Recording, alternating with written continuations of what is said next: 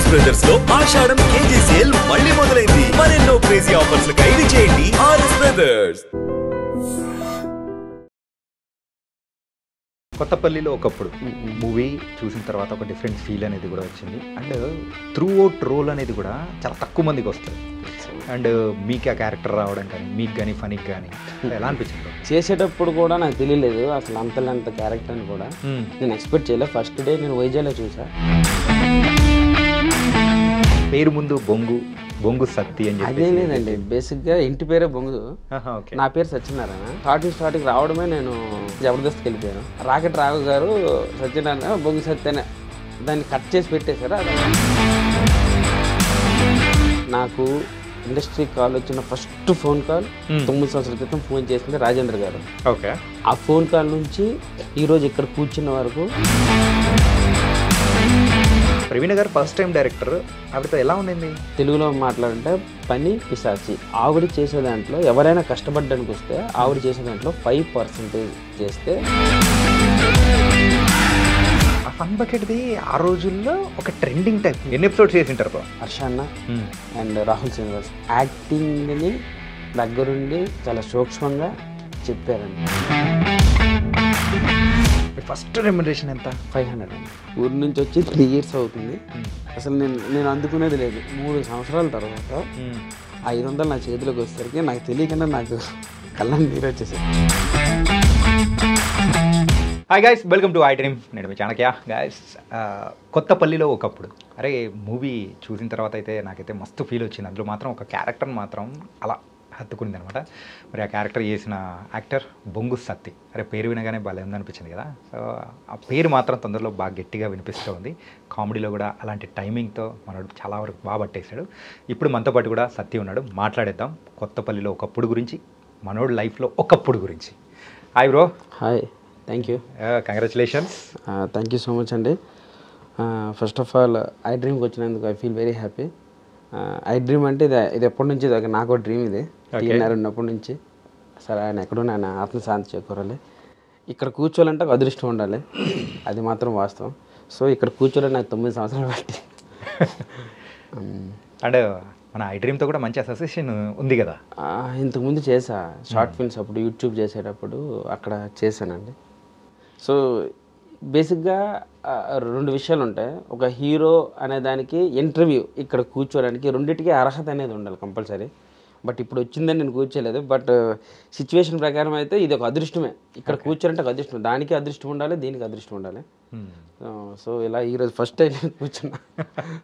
అంటే కొత్తపల్లిలో ఒకప్పుడు మూవీ చూసిన తర్వాత ఒక డిఫరెంట్ ఫీల్ అనేది కూడా వచ్చింది. అండ్ త్రూ అవుట్ రోల్ అనేది కూడా చాలా తక్కువ మందికి వస్తుంది. అండ్ మీకు ఆ క్యారెక్టర్ రావడం కానీ మీకు కానీ ఫనీకి కానీ ఎలా అనిపించింది బ్రో? చేసేటప్పుడు కూడా నాకు తెలియలేదు అసలు అంత క్యారెక్టర్ అని కూడా నేను ఎక్స్పెక్ట్ చేయలేదు. ఫస్ట్ డే నేను వైజాగ్లో చూసి ఐ ఫీల్ వెరీ హ్యాపీ.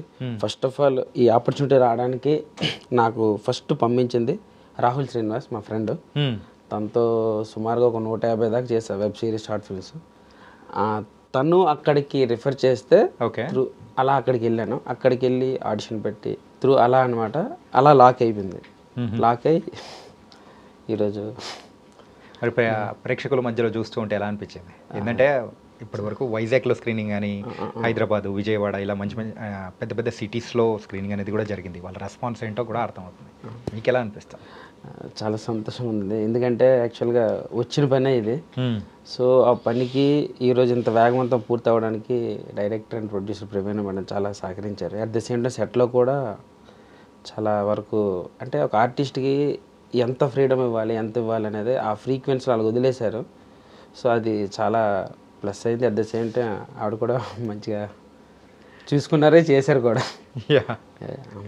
అంటే మూవీ వరకు పక్కన పెడదాం.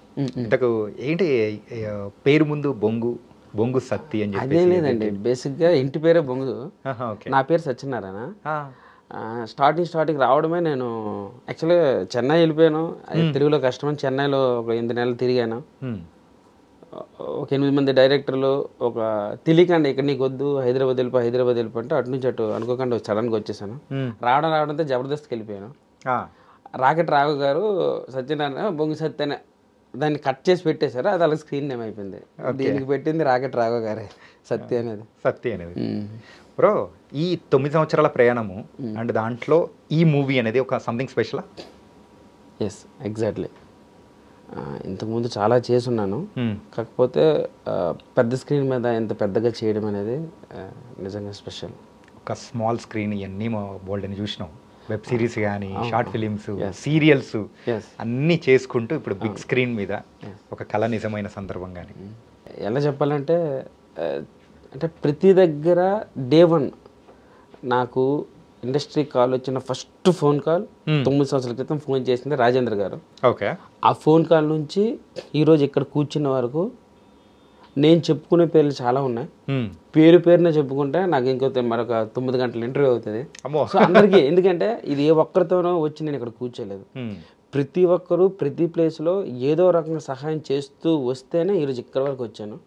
సో వాళ్ళందరికీ పేరున థ్యాంక్స్. ఎందుకంటే ఏ ఒక్క పేరు మిస్ చేసినా అది నా తప్పది. సో వాళ్ళందరూ ఇక్కడ ఉన్నారు.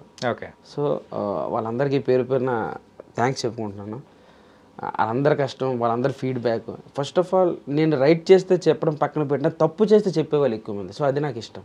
సో ఆ తప్పుని చేయకుండా ఈరోజు చాలా క్లియర్గా అంటే అంత వెల్ విషర్స్ అనమాట. సో వాళ్ళందరి సహకారాలు కూడా ఇంతవరకు తీసుకొచ్చాను నేను నమ్ముతా. కానీ ఫస్ట్ మూవీ నీ లైఫ్లో అంటే యానం మలయాళ మూవీయే. మలయాళ మూవీ అని నేను ఏదో మాట్లాడాను, మీరేమనుకోకండి. కృష్ణ అనే మూవీ చేశానండి, ఫస్ట్ సినిమా. యాక్చువల్గా అప్పుడు ABNలో చేస్తున్నాను. నేను ఆల్మోస్ట్ యూట్యూబ్ ఛానల్స్ అన్నీ టచ్ చేస్తాను. యూట్యూబ్ ఛానల్స్, న్యూస్ ఛానల్స్, దాంతోపాటు ఎంటర్టైన్మెంట్ ఛానల్స్ అన్నీ తిరిగేశారు. ప్రయత్నం అంతే, ప్రయత్నంలో భాగంగా అలా పరిగెడుతూ ఉన్నాను. ఓకే. ఫస్ట్ మూవీ అనుకోకుండా అది మలయాళం మూవీ అండి, కృష్ణం అనే మూవీ. ఒక 30 days వర్క్ చేసా అంతే. ఓకే. అది అక్కడే పరిచయం నాకు fun bucket Trishul. So Trishul ద్వారా ఫన్ బకెట్ అట్లా మళ్ళీ ఫస్ట్ ఏమైందంటే అండి, నేను రావడం జబర్దస్త్కి వెళ్ళిపోయాను. జబర్దస్త్కి వెళ్ళిపోతే నాకేం తెలియకపోతే అప్పుడు భరత్ నితిన్ గారు డైరెక్టర్. స్టేజ్ ఎక్కి చేసేసరికి ఏం తెలియకుండా స్టేజ్ ఎక్కితే ఏముంటుంది, కింద నుంచి షౌటింగ్ వచ్చింది. ఆ షౌటింగ్ వస్తే అదే డైరెక్టర్ గారు భరత్ గారిది. ఈ అబ్బాయి ఇది కాదు అలాగనే అప్పుడు అనుకున్నా, తెలియకుండా ఎక్కకూడదు. ఎందుకంటే ఆ వేదిక చాలా విలువైంది, అక్కడ టైం చాలా విలువైంది. సో అక్కడ నేను స్కిప్ చేయకూడదు, దాన్ని కిల్ చేయకూడదు. సో నేను నేర్చుకొని వస్తే ఒక బెస్ట్ అని చెప్పేసి నేను ఇంకా బ్యాక్ వచ్చేసాను. బ్యాక్ వచ్చి ఏం చేసాను, నేర్చుకోవాలంటే ఇప్పుడు అన్నపూర్ణ స్టూడియోకి లేకపోతే ఇప్పుడు ఇక్కడ ఈ స్టూడియోస్లో వెళ్ళాలన్నా అవి కాస్ట్ అంత పెట్టుకునేది నాకు లేదు. ఇది ఫిలిం స్కూల్స్ వెళ్ళాలని. ఇంకోటి అంటే ఇంటి దగ్గర అప్పటికే వచ్చేసాం, ఇంటి దగ్గర ఎక్కువ ప్రెజర్ చేయకూడదు, ఇంకేం చేసినా అది అవుతుందని ఇంకేం చేయాలి అలా ఆలోచించి ఇంకా యూట్యూబ్ అనేది లక్కీగా అప్పటికి కొంచెం రైజ్ అవ్వడం, దానివల్ల ప్లస్ అయ్యింది. ప్లస్ అయ్యి యూట్యూబ్లో బాగా నేర్చుకుని తర్వాత అసిస్టెంట్ డైరెక్టర్గా కూడా చేసి అక్కడ ఇక్కడ నేర్చుకుని తర్వాత మళ్ళీ జబర్దస్త్కి వెళ్ళి దగ్గర ఒక 60 skits దాకా చేశానండి. జబర్దస్త్ మంచి పేరు తీసుకొచ్చింది. ఇది రాకెట్ రాగోన చంటన టీంలో చేశాను. చంటన టీంలో చేశాను. లిటరల్లీ చంటన్న చాలా బాగా చూసుకున్నారు. కాకపోతే కొన్ని పరిస్థితుల కారణంగా నా అంతటి నేనే రావాల్సి వచ్చింది. అక్కడ ఎవరు నన్ను వెళ్ళమనలేదు. అక్కడ ఒకనొక టైంలో టీం లీడ్గా నాకును మన సూర్య ఉన్నారు కదా TV9, ఇద్దరికి కలిపి టీం లీడ్ కూడా వచ్చింది. అదే త్రూ శివప్రసాద్ ద్వారా వెళ్ళాము. ఓకే. ఆర్జే సూర్య నాకు టీం లీడ్ కూడా వచ్చింది. నెక్స్ట్ ఏంటంటే ఒకటి అక్కడ నుంచి వచ్చాం కదా, సరే ఒక సినిమాలు చేద్దామని వచ్చాం. సరే సినిమా మీద వెళ్దామని చెప్పి ఈ తావులో ఇక్కడ దాకా ఇక్కడ లాక్ అయ్యి ఈ ప్రయత్నంలో ఇలా జరుగుతుంది. అంటే మీరు కలిసి స్కిట్స్ చేశారా టీం లీడ్గా? ఎవరెవరు? మీరు సూర్య కలిసి అంటే సెలెక్ట్ అయిన తర్వాత కొన్ని డెమోలు చేసాం. ఓకే. డెమోలు కాకపోతే మళ్ళీ అంతవరకు లేదండి. ఓకే. అది కరెక్ట్గా ఎగ్జిక్యూట్ కాలేకపోయింది, మెటీరియలైజ్ కాలేకపోయిందా? అలానే కాదు, అంటే ఇటు వచ్చాం కదా మళ్ళీ ఈ తావులు వెళ్తాం, అన్నిటినీ మనం ఎందుకు అన్ని తావుల ఒక తావులో వెళ్తే ఒక ఏదైనా మంచి ప్రాపర్ కనిపిస్తుంది కదా అనేది.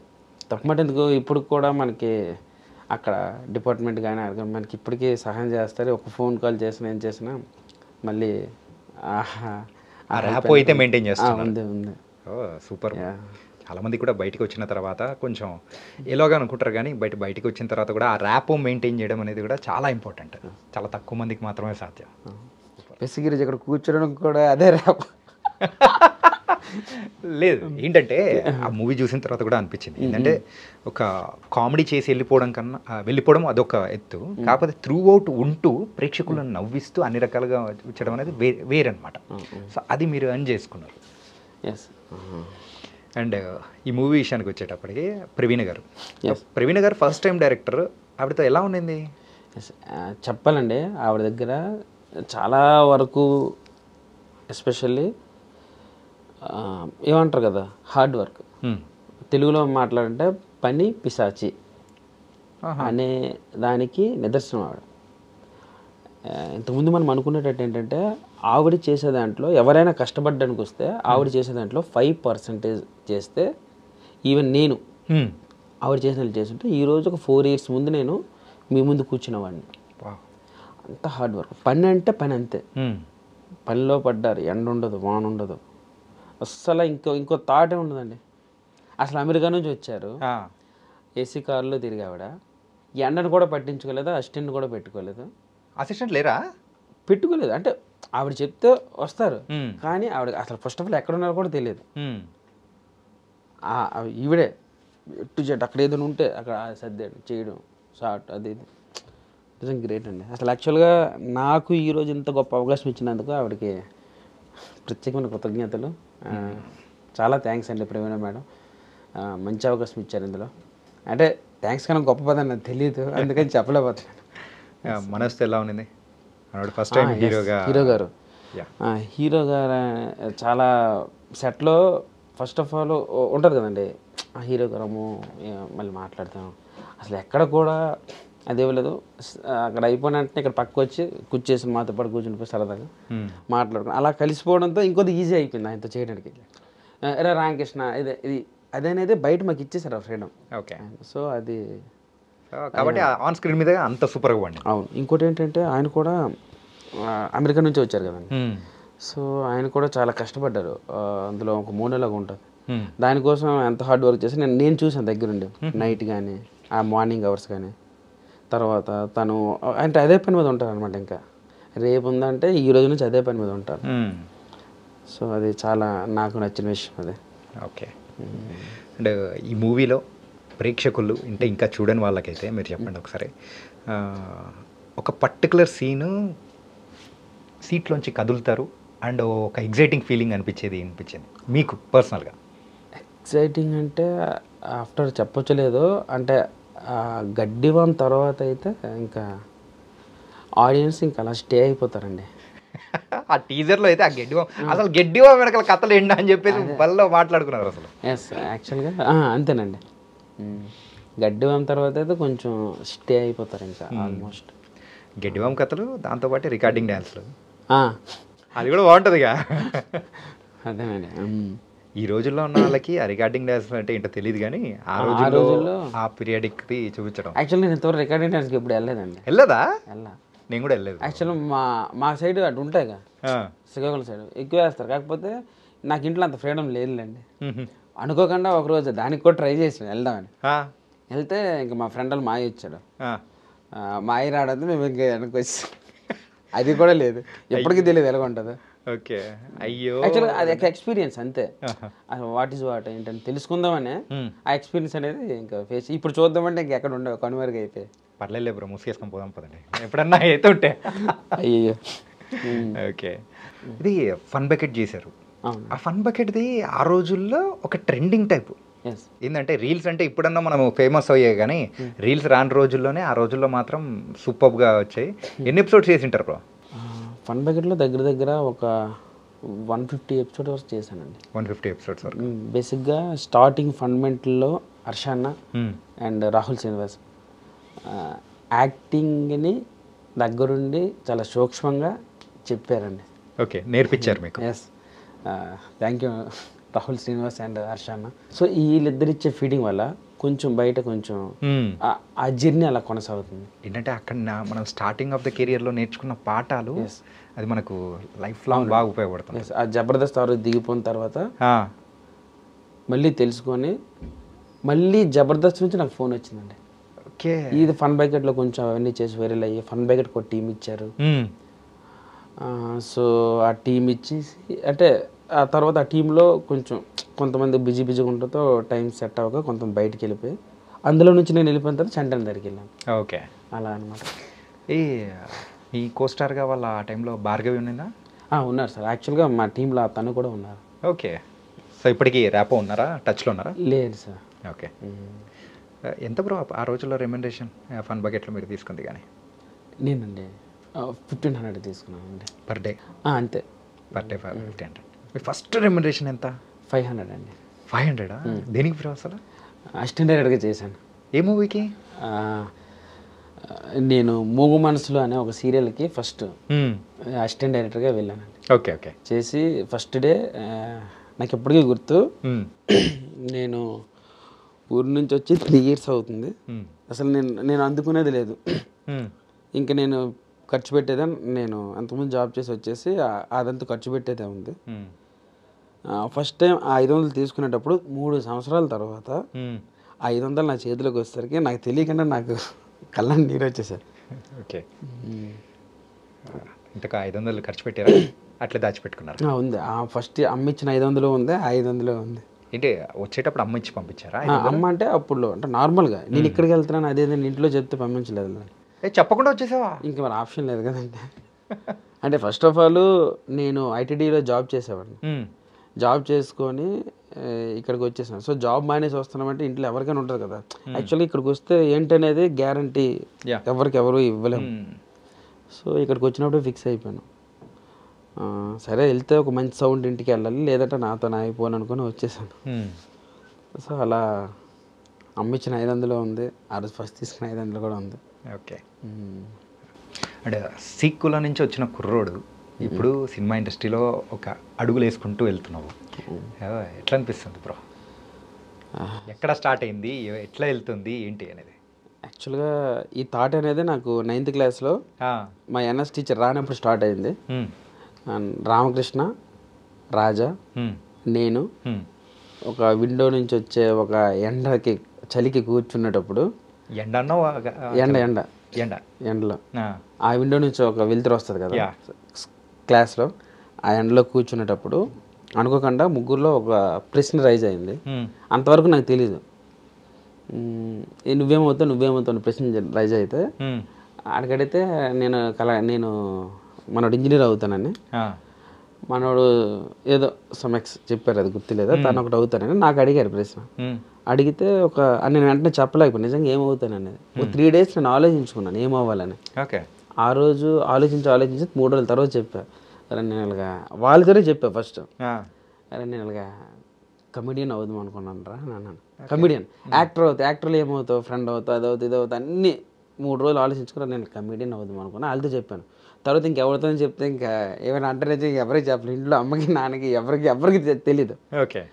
అప్పటి నుంచి పిచ్చి అనమాట, ఇంకంతే అలా స్టార్ట్ అయిపోయింది. అది అలా ఉండిపోయాయి, ఇంకా స్టిక్ అయిపోయాయి. ఇంక అసలు ఎంతైనా లేదు. ఇంకా తర్వాత ఐటీడీ జాబ్ చేశాను. తర్వాత కొంచెం అది ఇంకా ఫైనాన్షియల్గా అది కొంచెం గ్రోత్ అయిపోతుంది. సో ఇంకెక్కడ మళ్ళీ డబ్బులు చూస్తూ మళ్ళీ ఇంకెక్కడ లాక్ అయిపోతానని అది ఒక భయము. ఒక 3 నెలలు ఆలోచించి దాన్ని రిజైన్ చేసేసుకొని ఇంక లేదు, ఇదేదో మనకి దెబ్బ పడిపోయేలా ఉంది, డబ్బులు పెడితే దెబ్బ అయిపోద్ది, వద్దమ్మో అక్కడ ఆలోచించుకొని దాన్ని రిజైన్ చేసుకొని అటు చెన్నై వెళ్ళి, చెన్నై నుంచి కొంచెం అక్కడ కొంచెం ఇబ్బంది అయితే ఇదే ఇక్కడ వచ్చి ఇక్కడ ట్రై చేసుకొని అలా ఆ ఫస్ట్ కాల్ చెప్పాను కదండి రాజేంద్ర గారు, అపార్థమైన మూవీకి ఫోన్ వచ్చింది. సో అలా ఆడిషన్కి వెళ్ళి ఆడిషన్ ద్వారా ఆ మూవీ మధ్యలో అయిపోయింది అనుకోండి. సో అది ఆ జర్నీ అలా ఇంతవరకు తీసుకొచ్చింది. మధ్యలో అయితే చెప్పాను కదండి పేరున చాలామంది సహాయం చేస్తూ ఏదో రకంగా లైక్ అంతెందుకండి. ఇప్పుడు జబర్దస్త్ ఆ టైంలో నేను డెసిషన్ తీసుకున్నాను, ఓకే బయటకు వద్దాము అని. వచ్చిన తర్వాత ఏం చేయాలి. సో ఆ టైంలో నాకు Bose sir and Kamesh sir చాలా హెల్ప్ చేశారు. వెంటనే జెమినీలో నాకంటూ ఒక షో, యాక్చువల్గా నా పేరు మీద ఒక షో, స్మార్ట్ సత్య అనే ఒక షోని సార్ క్రియేట్ చేసి, సో ఇట్లా ప్రతి ఒక్కరు ప్రమేయం ఉందండి. సో వాళ్ళందరికీ పేరున కృతజ్ఞతలు తెలియజేసుకున్నాను. ఇంకెంతకన్నా గొప్పగా ఏమైనా జరుగుంటే నేను ఎప్పుడు వాళ్ళకి రుణపడే ఉంటాను. ఓకే. బిగ్ బాస్ నుంచి కాల్ రావడం కానీ వెళ్ళాలనిపించడం కానీ ఇట్లాంటిది ఏమైనా ఉందా? అని కాదు కానీ అంటే నేను ఇక్కడికి వచ్చాక నాకు అర్థమైంది ఏంటంటే ఇక్కడ అనుకున్నవి జరగవు, ఇక్కడ జరిగేదాన్ని మనం చేసుకుంటూ వెళ్ళాలి అంతే. అనుకున్నది జరగడానికి టైం పడుతుంది, ఇక్కడ జరిగిన దాన్ని చేసుకుంటూ వెళ్ళడమే బెస్ట్. అంటే ఎప్పుడు ఏం జరుగుతుందో తెలియదు అంతే. ఒకవేళ వస్తే వెళ్తారా? అయ్యో కంపల్సరీ అండి. సూపర్. Okay bro. అండ్ చాలా మంచి విషయాలు అనేది కూడా షేర్ చేసుకున్నావు.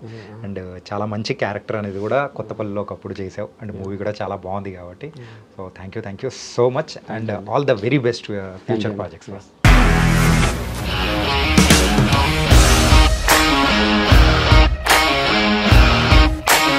ఇండస్ట్రీలో కమిట్మెంట్ ఇష్యూస్ వస్తే నీకు కూడా వచ్చినట్టు? మార్నింగ్ తీసుకెళ్ళానంటే కొట్టి పడేస్తాడు.